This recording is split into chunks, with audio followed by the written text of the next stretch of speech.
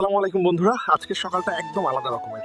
শীতের এই হালকা কুয়াশা ঠান্ডা বাতাস মনটাকে একদম শান্ত করে দিচ্ছে, তাই ভাবলাম আজকের দিনটা তোমাদের সঙ্গে শুরু করি। দেখতেই পাচ্ছ চারপাশটা এখনো ঘুমিয়ে আছে। এই সময়টাতে হাঁটতে বের হলে নিজের সঙ্গে নিজের কথাই বেশি বলা হয়, আর সেই অনুভূতিটাই আমার সবচেয়ে ভালো লাগে। এই যে সূর্যের আলোটা একটু একটু করে গায়ে লাগছে, তখন শীতটাও আর অতটা লাগে না। মনে হয় নতুন একটা দিনের শুরু হচ্ছে, একদম নতুন আশা নিয়ে। এই সময়টাতে গ্রামের জীবনটা খুব সুন্দর লাগে।